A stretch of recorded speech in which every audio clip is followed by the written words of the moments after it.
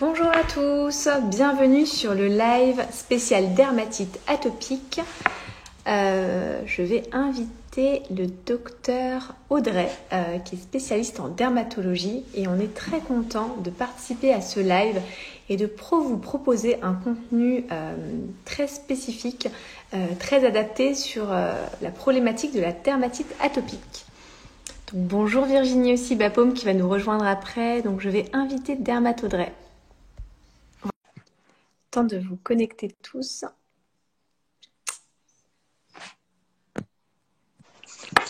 Bonjour Audrey. Bonjour, enchantée. Enchantée, bienvenue sur ce live. On est très content de vous avoir avec nous parce C'est que gentil, vous moi êtes aussi. aujourd'hui une spécialiste de la dermatite atopique et de la peau en général. Est-ce que vous voulez vous présenter, docteur Audrey? Oui, bien sûr. Bien sûr. Alors, donc moi, mon prénom effectivement c'est Audrey, mais tout le monde me connaît sous le nom de Dermat Audrey. Je suis médecin, dermatologue. J'exerce depuis une dizaine d'années maintenant dans le sud de la France.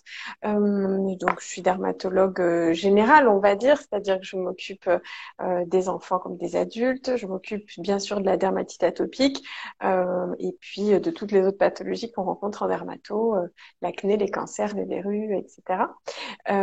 Et depuis un an à peu près, je réalise des vidéos d'information médicale pour le grand public, pour les patients, pour justement expliquer comment fonctionne la peau et comment est-ce qu'on peut finalement aider, même sans avoir besoin de consulter, des pathologies très fréquentes comme l'eczéma, par exemple. Merci pour cette belle introduction. Nous avions donc des questions plutôt d'ordre générique et ensuite des questions que notre communauté nous a posées par rapport à justement à cette pathologie qui touche un grand nombre de personnes.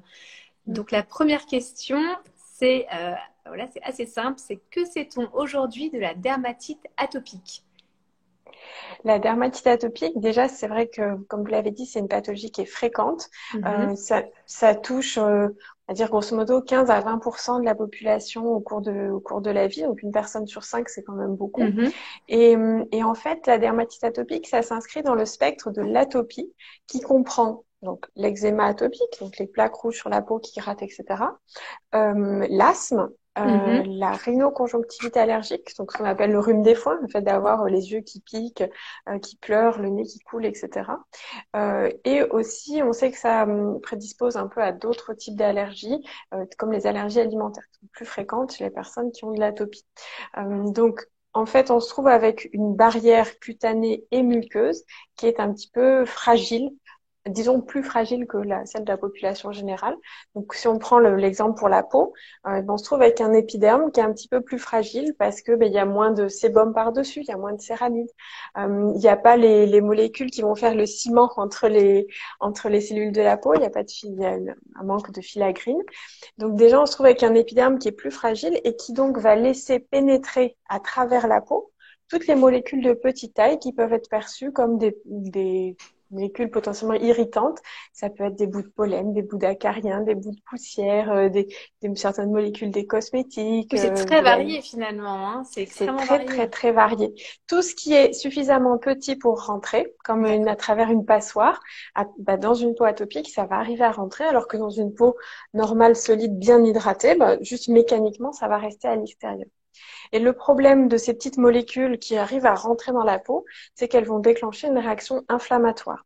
Donc, quand on a ce terrain-là, qui est un terrain génétique qui favorise l'atopie, on a aussi certains globules blancs qui sont un peu plus réactifs, notamment certaines cellules qui présentent les antigènes, c'est-à-dire on va dire un peu comme les éboueurs de la peau. Ce sont les cellules qui sont chargées de récupérer justement toutes les petites molécules qui sont rentrées dans la peau et qui vont aller les présenter aux lymphocytes, les globules blancs qui eux sont comment dire responsables de l'efficacité du système immunitaire.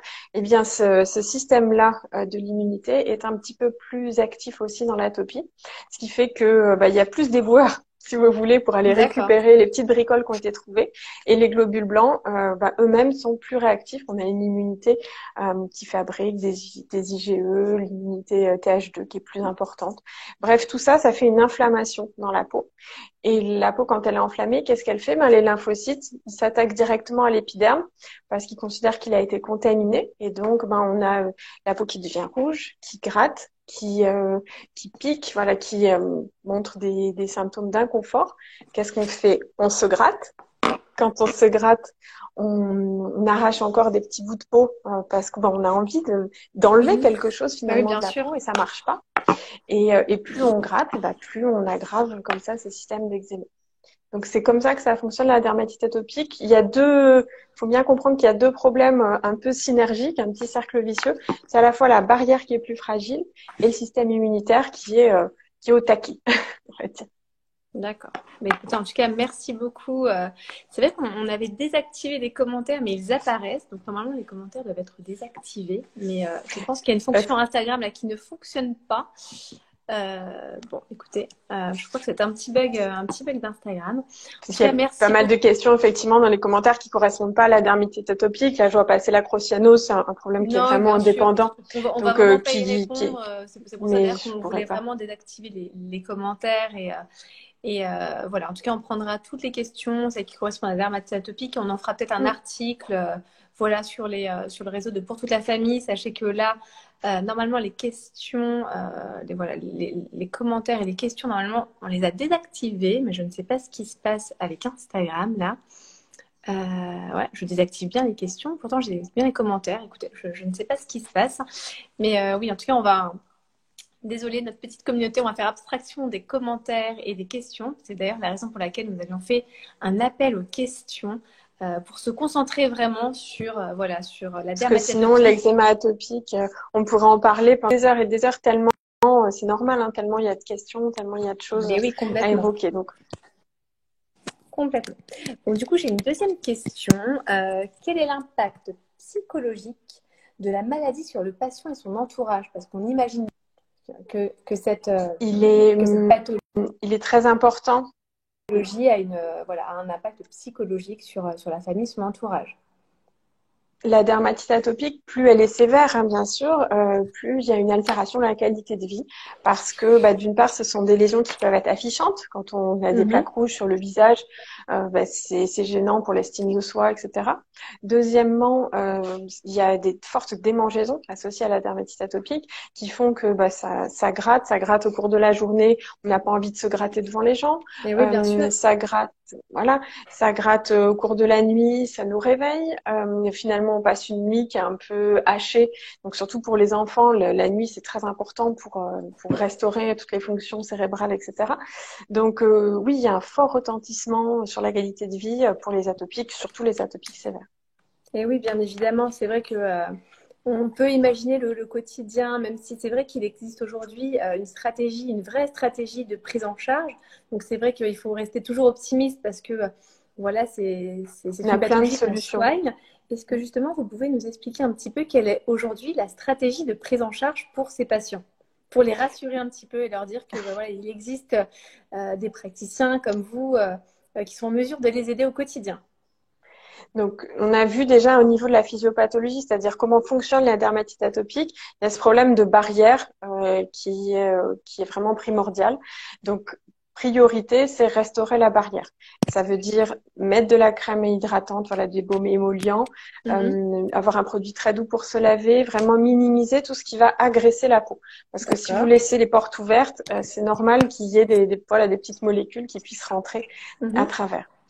Deuxièmement, on va avoir besoin de traitements qui sont immunomodulateurs, donc des traitements qui vont agir sur les globules blancs pour dire aux globules blancs de se calmer. Alors le but, c'est pas du tout de détruire les globules blancs, on en a besoin de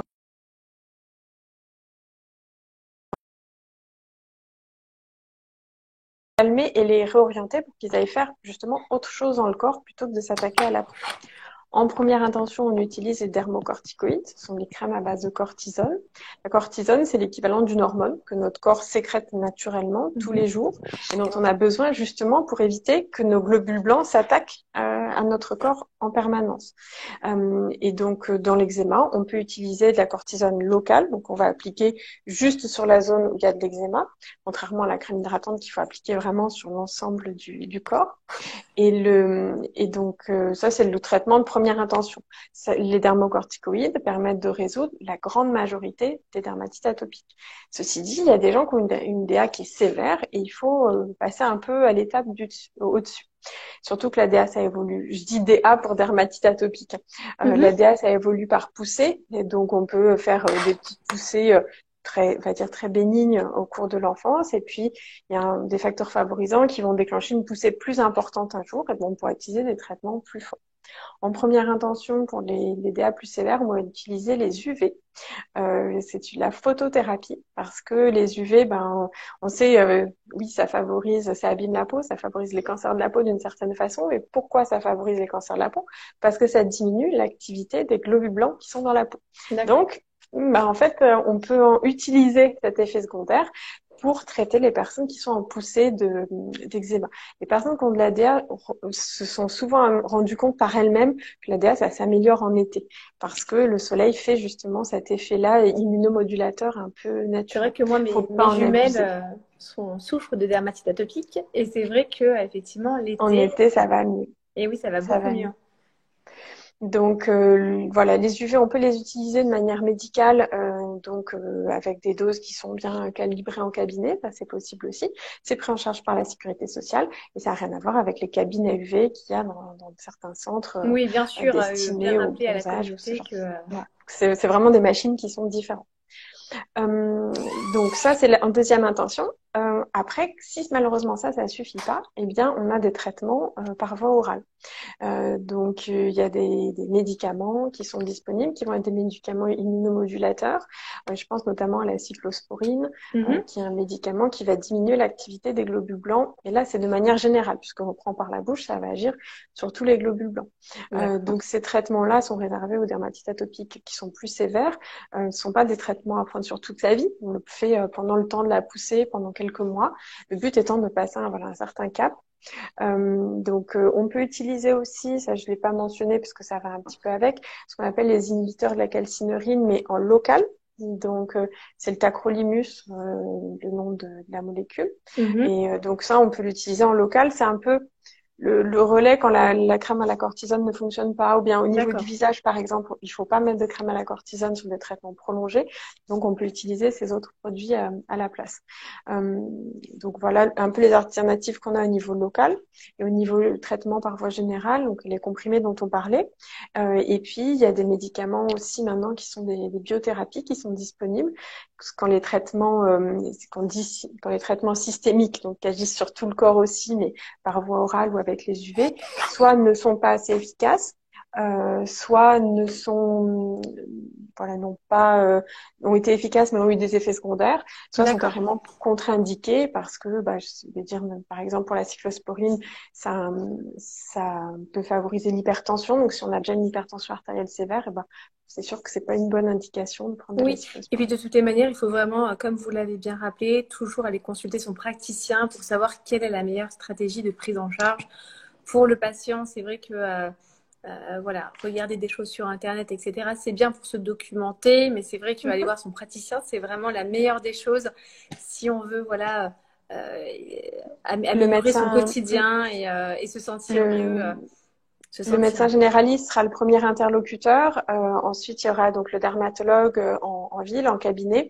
Après, quand on a besoin de biothérapie ou de thérapie ciblée, ça nécessite de voir un dermatologue à l'hôpital, puisque ce sont des médicaments avec une prescription initiale hospitalière. Exactement. Merci en tout cas, parce que même moi, j'ai appris tout un tas de choses, donc c'est génial. Encore une petite question. Quel conseil donneriez-vous aujourd'hui aux personnes qui sont touchées justement par cette pathologie?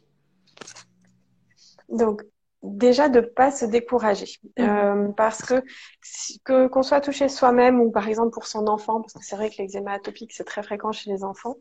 Si on prend l'exemple pour un enfant qui a une DA, 60% d'entre eux déjà n'auront plus de DA à l'âge adulte. Ça s'améliore Très naturellement encourageant avec le ça temps, pour à les la parents qui nous puberté. regardent. Voilà. Donc, grosso modo, 2 tiers des petits que vous voyez avec de la DA ne seront pas embêtés plus tard à l'âge adulte. Ce qui peut rester à l'âge adulte comme atopie, c'est plutôt le côté un peu respiratoire, rhume des foins, etc. C'est enquiquinant d'avoir le nez qui coule, je vous l'accorde, mais c'est souvent c'est perçu quand même comme moins embêtant que d'avoir des plaques partout. Donc déjà, ça s'améliore naturellement avec le temps et ça, c'est une bonne chose. Deuxièmement, l'hydratation de la peau, c'est quelque chose qui est indispensable. Donc, n'oubliez pas la crème hydratante. Oui, c'est enquiquinant aussi de mettre de la crème hydratante tous les jours, d'avoir des produits spécifiques pour se laver et tout. Mais votre peau, elle en a besoin. Moi, je dis aux petites filles que je vois en consultation, les princesses, elles prennent soin de leur peau. Donc, toi aussi, tu as besoin de mettre une crème pour prendre soin de toi. Oui, puis finalement, c'est un instant pour soi. Si on le voit d'un côté positif, c'est un instant pour soi, pour se sentir mieux. Tout à fait. Tout à fait. C'est vraiment un investissement. Il vaut mieux passer 2 minutes chaque jour à mettre un peu de crème plutôt que de finalement de rien mettre de toute la semaine, de commencer à se gratter. Et une fois qu'on se gratte, le cercle vicieux, il est déjà lancé. Donc c'est un peu trop tard. À ce moment-là, l'hydratation, bah oui, elle arrive. On peut plus colmater entre guillemets. Il y a déjà des choses qui sont passées à l'intérieur. Et deuxièmement, même si vous avez l'impression que quand vous allez voir votre médecin, on vous represcrit toujours la cortisone, etc. Il y a des personnes qui ont une DA sévère et qui se sentent un peu abandonnées et donc qui se mettent à chercher sur Internet des solutions, des plantes qu'elles font venir de je sais pas où, voilà des solutions un peu alternatives. Moi, j'ai rien contre les médecines naturelles alternatives, etc. Mais juste ne rompez pas le contact avec votre médecin. Vous pouvez, il y a plein de choses qu'on connaît. Il faut être humble. Il y a plein de choses qu'on connaît pas encore sur la dermatite atopique. Je pense notamment à l'étude du microbiote. Comment est-ce qu'on peut améliorer les microbes qui sont présents sur la peau parce qu'il y a un déséquilibre dans l'atopie justement. Donc voilà, ça c'est une piste qui est très intéressante. Il y a plein de choses comme ça qui sont en cours d'étude et pour ça, si vous voulez bénéficier des derniers traitements les plus innovants et les plus efficaces, il faut pas se mettre à aller manger. En tout cas, c'est vrai qu'un professionnel de santé, c'est vraiment indispensable. Moi, je sais que mes filles souffrent de dermatite atopique depuis qu'elles sont bébés et c'est vrai que moi aussi. C'est vrai que notre dermatologue, limite, c'est devenu un ami parce que c'est vrai qu'on va se confier à lui, il va nous donner tout un tas d'astuces. Donc, c'est vrai que, c'est pas simplement, comme vous l'avez très justement dit, prescrire, un médicament ou alors une crème. Ça va vraiment au-delà. C'est vraiment un accompagnement au quotidien. Exactement. Nous, on parle d'éducation thérapeutique. Je sais pas si le terme est adapté, mais le but, c'est de faire que les familles deviennent des pros de l'eczéma pour qu'elles aient le moins besoin de nous, en fait. Parce que si vous avez besoin d'aller consulter votre médecin à chaque fois que vous avez une nouvelle plaque, alors qu'en fait, vous avez très bien reconnu que c'était une plaque d'eczéma, c'est qu'il y a un problème dans la gestion. C'est que vous n'avez pas pris en main vraiment votre dermatite J'aime bien atopique. ce terme, moi, d'éducation, parce que c'est vrai que éduquer les personnes et l'éducation dès le plus jeune âge, et ensuite, ça fera des adultes effectivement moins complexés. Mais qui sont, j'ai envie de dire, un peu propriétaires vraiment de leur corps et qui savent le gérer, qui savent que dès que ça commence à gratter, dès que ça commence à être un peu sec, il vaut mieux peut-être hydrater plus, mettre un tout petit peu de cortisone. Voilà, tout ça sont des petites choses qu'on peut gérer. Il faut pas attendre d'être vraiment. Voilà, le dernier message, on va dire, c'est n'attendez pas d'être en cata pour venir parce que c'est toujours plus difficile de récupérer quand on a une DA qui est sévère. Ok. J'ai encore quelques questions. En tout cas, merci beaucoup parce que c'est vrai que c'est passionnant. Et puis en plus, la manière dont vous présentez la dermatite atopique, ça donne encore plus envie d'en savoir plus. Ça donne envie d'avoir de l'eczéma. Moi, je sais pas comment envie, mais en tout cas, la manière dont vous l'introduisez, en tout cas, c'est plein de messages positifs. C'est pas une fin en soi. 60% des enfants ne l'auront pas à l'âge adulte. Donc ça, moi, j'ai bien reçu le message aussi. Donc, j'ai encore quelques petites... Je crois qu'on vous entend de plus loin. Il y a peut-être un... Est-ce que voilà. Désolée. Oui, oui, J'ai quelques questions encore. bien Voilà, sûr. c'est une question d'une personne de la communauté, donc je la lis, hein. J'ai l'eczéma. Comment faire pour que ça me gratte moins la nuit? Alors c'est vrai que l'eczéma, ça gratte plus la nuit. Ah, Pourquoi? Parce que naturellement, on a moins de cortisol dans le sang, on a moins de cortisol naturel dans le corps la nuit. On a un pic de sécrétion le matin d'accord. qui fait voilà comme s'il y avait une certaine cortisol naturelle, et puis le soir, pour pouvoir s'endormir, etc., le corps fait en sorte qu'il n'y a plus de cortisone qui tourne. Et ben résultat, il faut soigner son eczéma. C'est-à-dire mettre de la crème, surtout bien hydratée, voilà, faire tout ce qu'on a dit tout à l'heure, Bien mais la s'hydrater crème à la la nuit, en fait. cortisone, voilà. Et la crème à la cortisone, elle est importante le soir pour éviter les démangeaisons nocturnes. D'accord. Donc, il vaut mieux l'appliquer le soir. Ok, d'accord, très bien. Bah, écoutez, merci parce que Après, ouais, il y a je des savais pas. il y a aussi des petits trucs, entre guillemets. Il y a des sprays anti-démangeaisons, ce type de produit. Si la peau est pas trop irritée, s'il n'y a pas de suintement, si la peau est pas trop à vif, on peut utiliser aussi des produits très légèrement mentholés. Ça Mhm. fait une sorte d'anesthésie de la peau, c'est possible. Ouais. D'accord, ok. Bah, écoutez, merci pour ces petits conseils.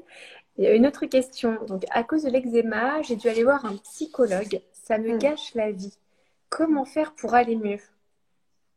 Déjà, c'est très bien d'être allé voir un psychologue parce que Mhm. finalement, ça va permettre à cette personne d'expliquer de quelle façon finalement l'eczéma lui gâche la vie.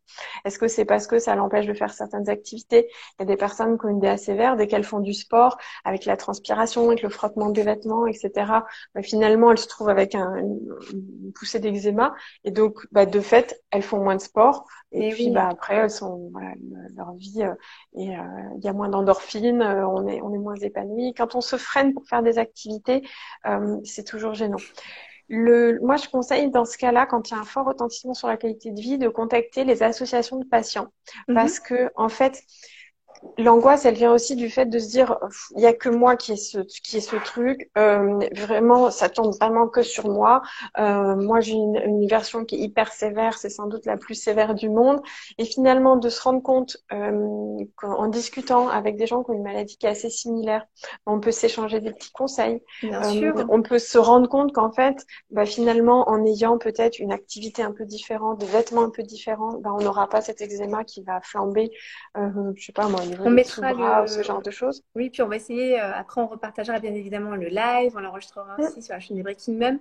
Et on mm, mettra justement peut-être aussi toutes les associations pour les mm. personnes. Il y a l'association française de l'eczéma Mhm. qui fait un super travail comme ça. Et oui, Donc qui voilà, nous s'il y a un suit fort là aussi retentissement, aujourd'hui. s'il y a un fort retentissement sur la qualité de vie, je conseille de voir un psychologue comme ce que la personne a fait, c'est vraiment très bien. Et puis d'essayer de se soutenir en fait, Oui. si Puis avec même d'autres nous, n'hésitez pas à patients. nous envoyer des messages aussi. On est présents. Effectivement, se soutenir, je pense que c'est hyper important. Une autre question. Merci d'avoir répondu à celle-ci. Donc, mon bébé de 8 mois a de l'eczéma. Que faire?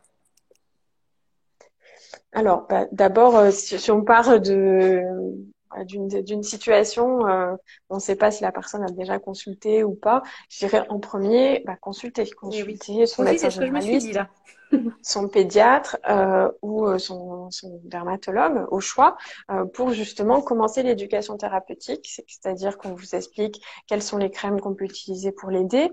D'abord les émollients et puis les dermocorticoïdes en poussée quand on est sur un eczéma qui est léger à modéré. On n'emploie pas tout de suite le bazooka, Oui, bien sûr.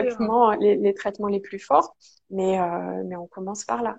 D'accord, oui. Donc, vraiment, allez consulter votre praticien, que ce soit déjà le médecin généraliste, ensuite le Ou dermatologue. C'est pédiatre. vraiment, si vous nous écoutez, c'est vraiment ça. Et j'ai une dernière question, docteur. Est-ce que l'alimentation a des impacts sur l'eczéma? Alors, oui, de plein de façons différentes. Donc, c'est une question à laquelle il est assez difficile de répondre. On parlait tout à l'heure du microbiote, c'est-à-dire des microbes qui sont présents sur notre peau et dans notre Mhm. tube digestif. Il y a sans doute des liens qui ne sont pas encore Défini? bien, définie exactement. Finalement, ce qu'on mange, c'est le substrat, c'est le terreau, on va dire, des microbes qui sont présents dans notre tube digestif.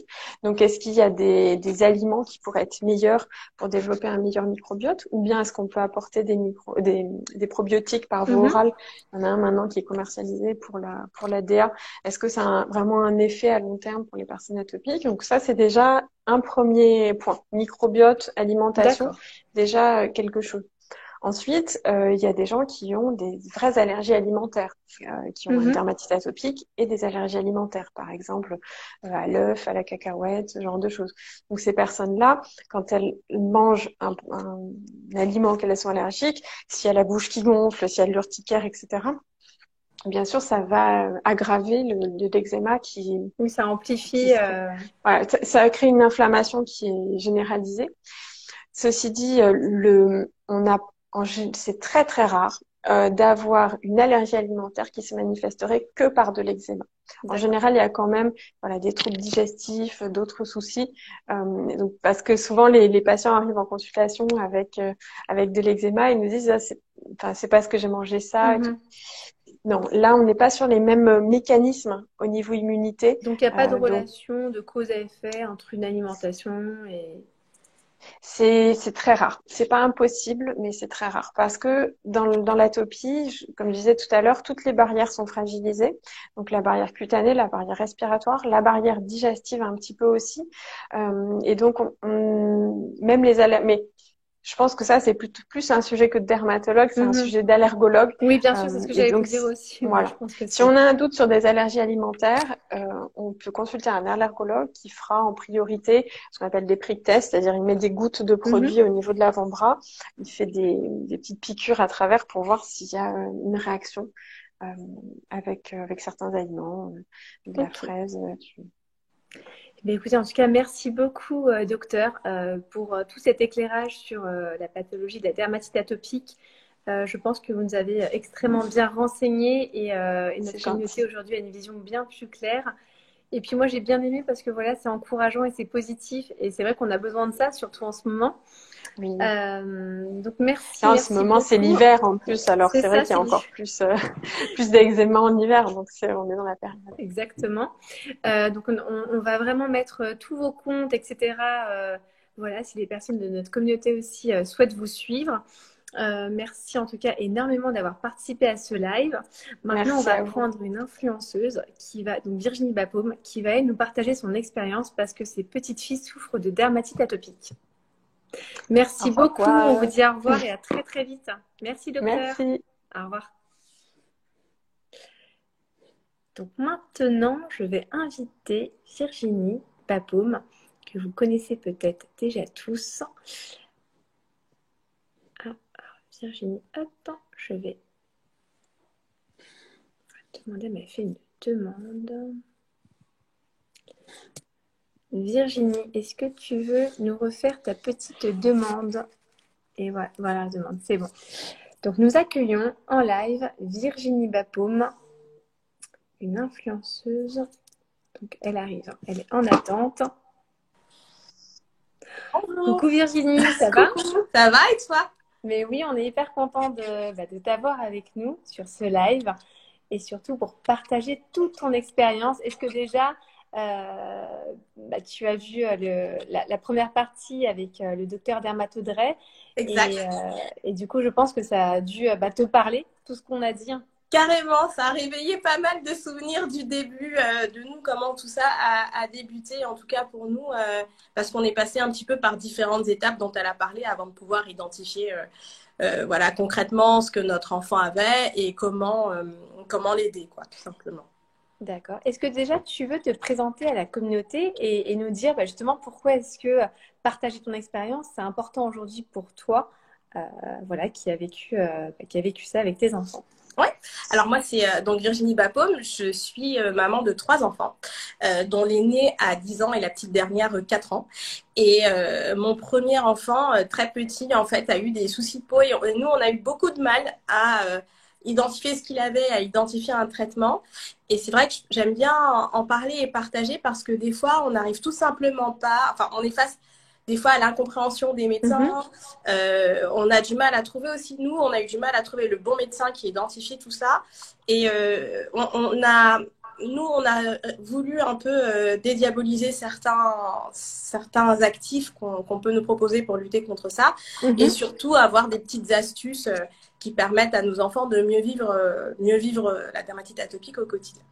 Et comment justement tes enfants l'ont vécu, cette dermatite atopique au quotidien? Est-ce que du coup, voilà, ils étaient... Ah, ils sont là déjà. Ouais, déjà. Ils vont intervenir. Ouais, comment est-ce que eux l'ont vécu et comment aussi est-ce que vous, en tant que parents, vous l'avez vécu? Alors en fait, ce qui s'est passé, c'est que nous, déjà, quand tu as la peau noire, on n'a pas une peau qui est faite pour vivre à la base sous ce climat. Donc on a une peau qui automatiquement est assez sèche. D'accord. Et donc c'est vrai que quand on a un bébé, on s'attend tous un petit peu à cette peau de bébé qui est ultra douce, pas sèche, etc. Un peu Oui, ce qu'on attend. le bébé cadom, quoi. Le Le bébé bébé qu'adopte, blanc. quoi, exactement. Et en tant que parent, on s'est retrouvé justement, alors les premiers temps, il avait une peau plutôt normale, et puis on s'est quand même aperçu qu'il avait une peau qui devenait plus sèche que je pense la normale.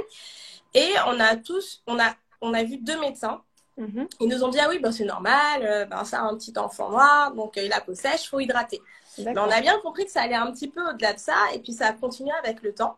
Et vers ces 2 ans, là, on a commencé vraiment à avoir les plaques.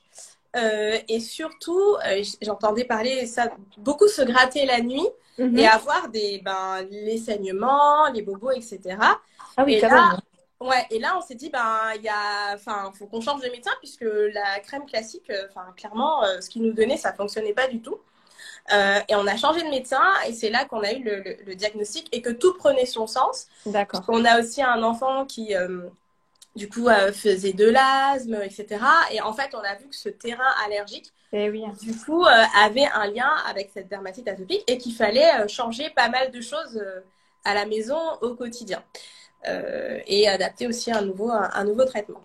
Déjà, ce qu'on voit, c'est que toi, tu as eu des bons réflexes. Du coup, tu es allé consulter ton praticien dès le départ. Ouais. Ça, c'est plutôt bien. Et comment, toi, tu l'as vécu en tant que parent? Parce que j'imagine que tu te sens un petit peu, déjà triste pour ton enfant. Et puis un petit peu, ouais, tu ne sais pas quoi faire quand tu vois qu'il se Alors, gratte, qu'il saigne, etc. complètement démuni. Et quand tu vois ton enfant se gratter, le premier truc que tu dis, c'est mais arrête de te gratter. Et oui, hein. Et en fait, le dernier médecin qu'on a vu et qui nous a permis d'identifier tout ça, parce que moi je lui dis mais j'arrête pas de lui dire d'arrêter de se gratter parce que là vraiment il saigne, il y a des bobos, c'est pas Et oui. facile et tout. Et il me dit mais imaginez quand vous dormez que vous tombez dans un champ d'ortie, en fait c'est ce qu'il ressent tous les soirs. Ah oui. Et là tu te dis flûte parce que du coup on culpabilise vachement parce qu'on se dit mince on l'a pas vu plus tôt, c'est compliqué. Et du coup tu culpabilises parce que les bobos, les taches sont là et il faut quand même qu'on aille aussi au-delà de cette culpabilisation pour dire qu'est-ce que concrètement je fais bien et qu'est-ce que concrètement je ne fais pas bien Et oui. pour le soulager parce que, et l'aider à justement à réparer la peau, à prévenir les crises et puis au quotidien à ce qu'ils le vivent mieux, même physiquement en fait. Et quel conseil, justement, tu donnerais à ces parents qui sont dans le même cas que toi aujourd'hui? Alors, bien sûr, tout à l'heure, on l'a vu et ça a été dit, voir le médecin, c'est sûr que c'est primordial. L'autre chose que je dirais, c'est arrêtons d'avoir peur de la cortisone. Vraiment, faut pas hésiter. Et franchement, on l'applique nous parfois, moi maintenant, parce que c'est vrai qu'il a 10 ans qu'on arrive à maîtriser le truc et que du coup, on arrive à agir avant que ce soit la cata. Mhm. Il ne faut pas hésiter à en mettre en couche épaisse, à faire des cataplasmes avec, à enrouler, à faire vraiment une couche épaisse de crème et à l'enrouler dans un bandage pour l'apaiser. Et puis nous, on a tout un rituel à la maison. Il a jamais les ongles trop longs, donc on coupe Mhm. vachement les ongles courts parce que comme ça, même s'il gratte, on limite un petit peu tout ça. À la maison, on a cleané la salle de bain, c'est-à-dire qu'on n'a rien de 100% naturel parce que honnêtement, pour nous en tout cas, ça va pas. Le D'accord. 100% naturel, c'est trop. Comme c'est 100% naturel, il y a des choses qui sont quand même agressives J'aime bien pour dans ce que tu la dis, hein, peau. quand tu dis pour nous ça ne va pas. C'est vrai que ça dépend vraiment de chaque personne au final. Exactement. Moi, je pense qu'il faut essayer. Je diabolise pas le 100% naturel. Tu vois, le 100% naturel, ça fonctionne sur moi, sur un de ses frères, surtout sur sa petite sœur. Mais pour lui, ça va pas. Donc, on passe par, il faut des baumes émollients, on passe par des huiles lavantes. émollientes. Et là, on sait que ça se passe super bien. Donc, les huiles lavantes et les baumes émollients, c'est les choses qu'on a toujours à la maison. Et puis, faire attention aussi au tissu des vêtements. Donc, on reste sur du coton, sur des choses qui ne grattent pas, hein, qui ne vont pas le gêner, des choses amples, rien de trop serré, parce qu'on sait que c'est toutes ces petites choses-là qui vont au quotidien, au quotidien, du coup. Lui embêter un petit peu la vie. Hein. Exactement, exactement.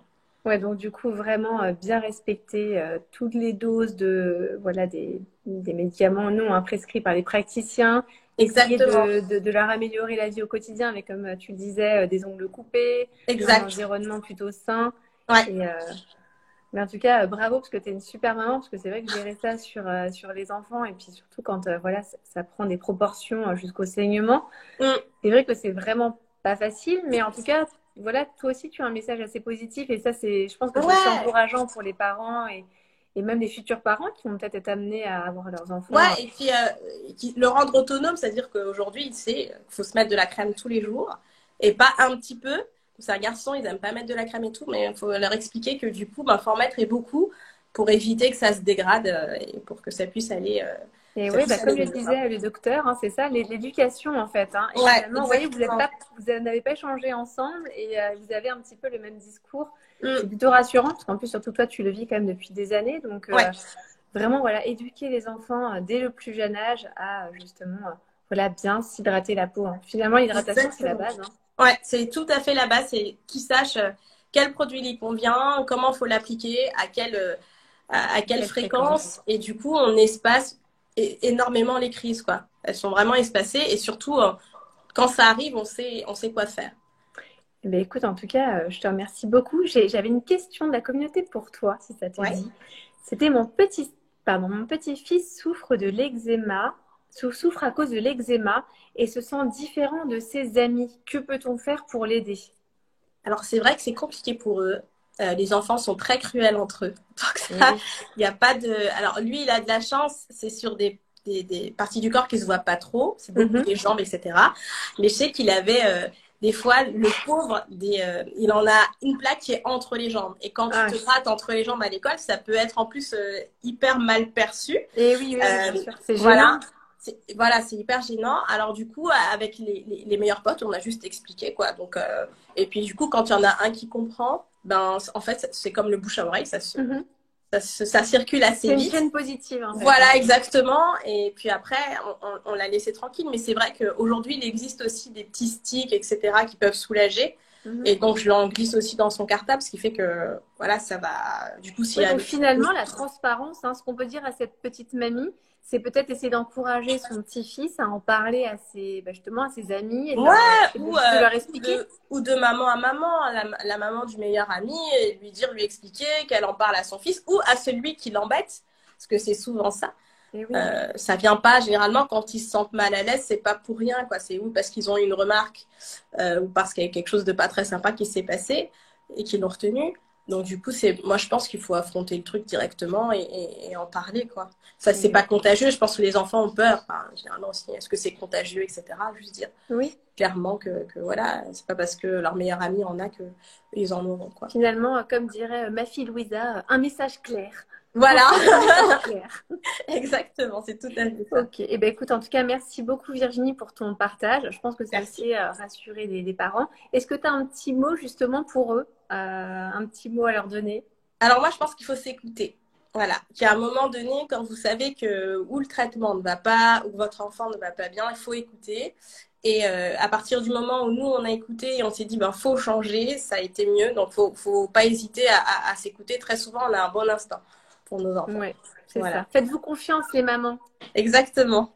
Écoute, tu vas faire le mot de la fin avec moi. En tout cas, merci beaucoup d'avoir participé à ce live. On est hyper content de t'avoir reçu et surtout de ton retour de maman et de tous tes petits conseils. Donc voilà, on va clôturer.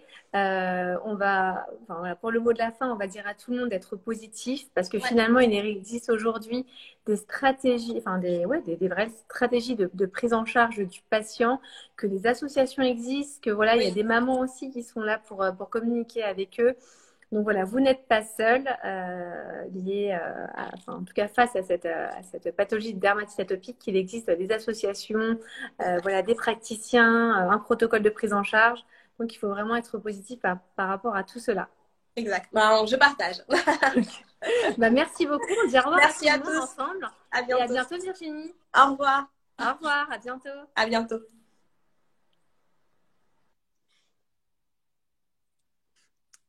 Hop, donc Virginie est partie. Je vous dis au revoir aussi. À très vite. Et restez sur nos réseaux. Nous allons partager cette émission en live et essayer de répondre aux questions que vous avez posées pendant ce live. Merci. À bientôt.